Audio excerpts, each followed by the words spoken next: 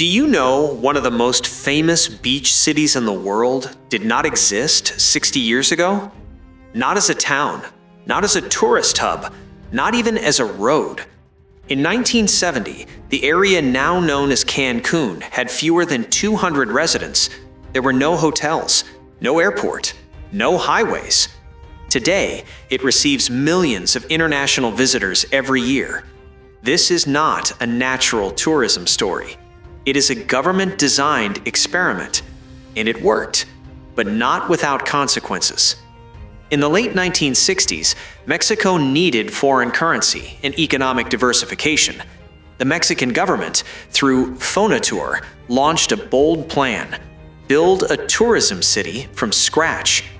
After economic feasibility studies and coastal surveys, they selected a narrow strip of land in the state of Quintana Roo. At the time, there was no major infrastructure. The region was isolated jungle and coastline. The population was extremely small. Construction began in 1970. Initial financing included public funds and international development loans. Within a decade, hotels were operating, an international airport opened. Roads connected the once isolated region to the rest of Mexico. Cancun was not an accident. It was policy. According to Mexican census data, Cancun's population grew from under 1,000 in 1970 to over 800,000 in the metropolitan area today.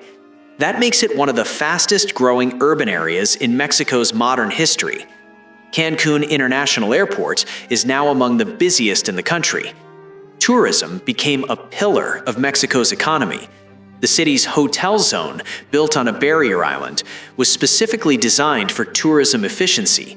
But Cancun is not just beaches. It is located near one of the most important archaeological sites in the Americas, Chichen Itza, a UNESCO World Heritage Site and one of the new 7 wonders of the world. Important distinction: Cancun is modern. The Maya heritage belongs to the broader Yucatan Peninsula region. Tourism marketing often blends the two, but historically, they're separate timelines. Cancun sits in the Atlantic hurricane belt. Major storms have struck the region repeatedly over decades. Hurricanes have caused infrastructure damage, beach erosion, temporary tourism shutdowns. Environmental studies from Mexican agencies document ongoing coastal erosion and coral reef stress linked to heavy tourism development. Beach restoration projects have been implemented using federal funding. The success of Cancun depends heavily on maintaining the coastline. Nature remains a constant challenge. In recent years, news reports have documented increased cartel-related activity in parts of Quintana Roo. The broader region has seen law enforcement operations targeting drug trafficking cells.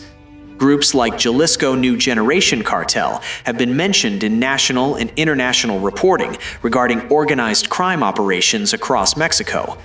Authorities in Quintana Roo have conducted arrests related to local drug distribution networks. There have also been reports of targeted violent incidents, police officer killings, and increased federal patrols in response.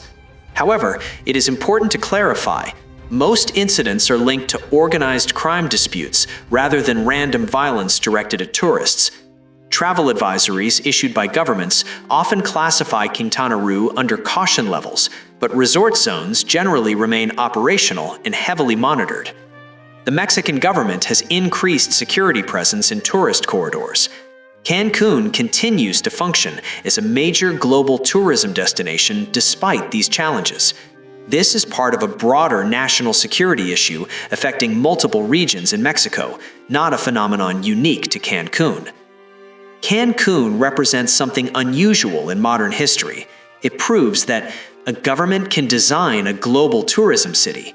Infrastructure can transform empty coastline into an international brand. Economic strategy can reshape geography.